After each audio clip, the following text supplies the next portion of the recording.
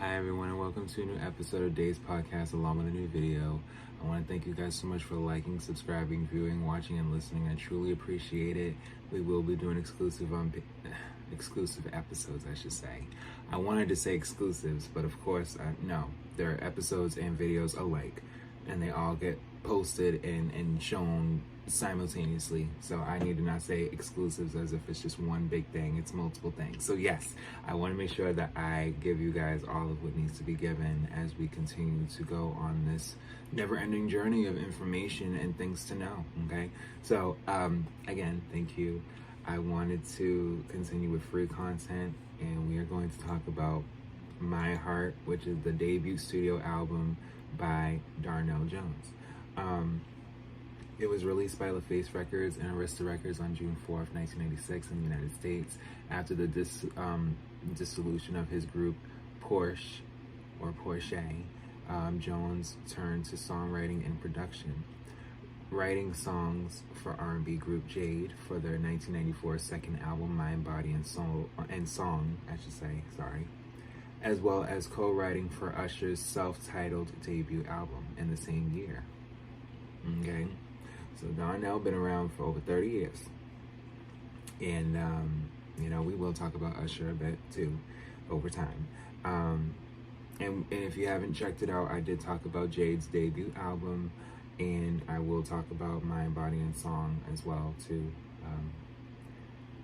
Yes, he signed a recording contract as a solo performer with LaFace under Untouchables Entertainment, a production company and record label founded by Heavy D and the Boys member Eddie F. Farrell.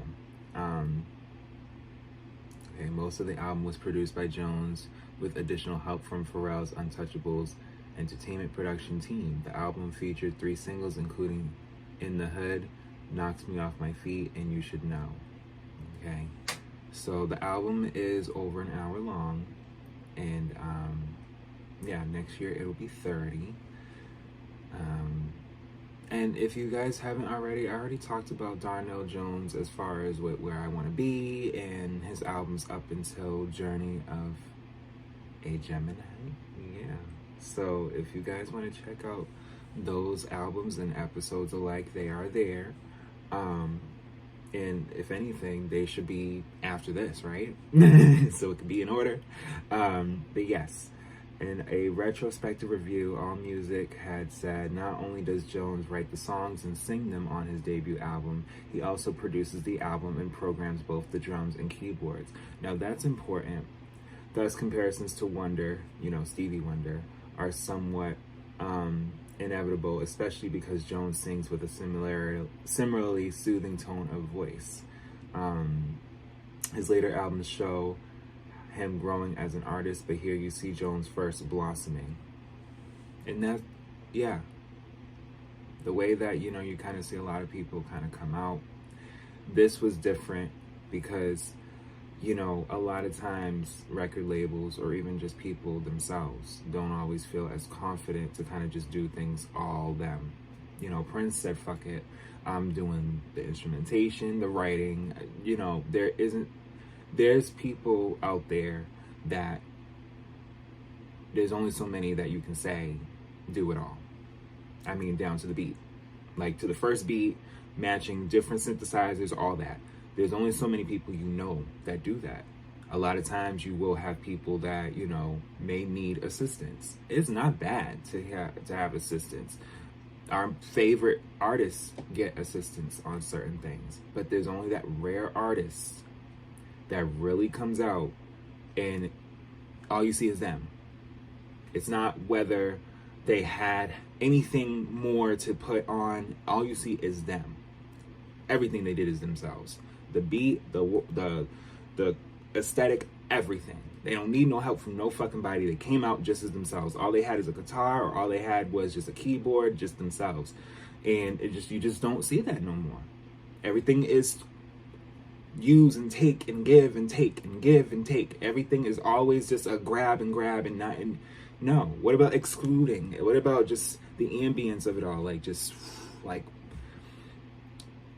is why people always reference Michael so much in a lot of ways, because he literally was the one that made it, in the sense of, you know, really producing and really making music the way that, you know, we see him for who he is. And I gotta say, you know, that plays a big part when it comes to artistry. And you guys have seen it in plenty of videos. We are past 200 now, so you know I don't got time to play games.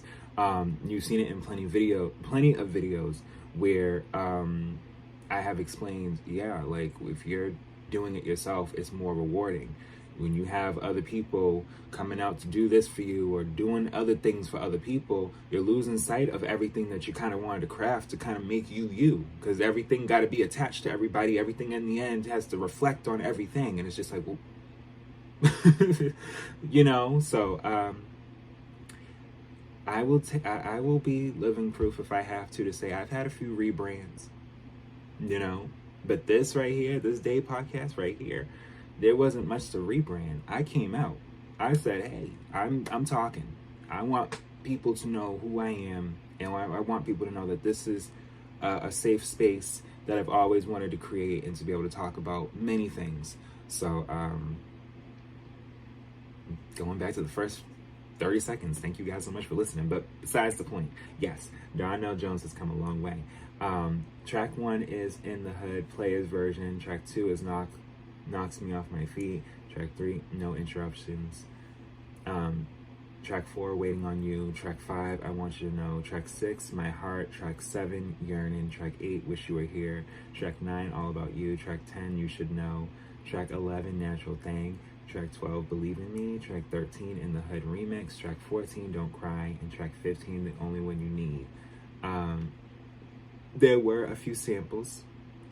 And, you know, it's just good that he was able to really come out at a time like this. There was so many artists that were coming out in 96, never mind 97. And I've said that in a few videos. So, you know, as long as you're coming out, that's good. Very good. I noticed that they didn't really tell me where he charted. But we will find it right now, okay? So he charted on US Billboard 200 at 180, okay? And US Top R&B Hip Hop Albums at 30. So, I've said this. If you're in the top 40, you're being seen. Like, people know who you are, what's going on. Donell Jones was more or less instrumental in this debut, as opposed to his second album, where he just, Where I Want to Be, you just knew who he was. It was like, oh my God, who's this? And that was within 2-3 years time of this album. So it's like, as far as with the year ending chart, he was still on the US Top R&B Hip Hop Albums at 99 by the end of 96. So even though he wasn't on Billboard, you know, within a few weeks time, because like I said, 96 was a busy time, everyone was releasing, there was still him charting in the US Top R&B Hip Hop Albums by the end of the year, which helped because, you know, when he did come back and he had, you know, Where I Want to Be, and then there's the I'll Go song, which was on Love and Basketball, you know, listen, I'm from that time. I am. But I thank you guys so much for listening and watching, and I'll be back with more.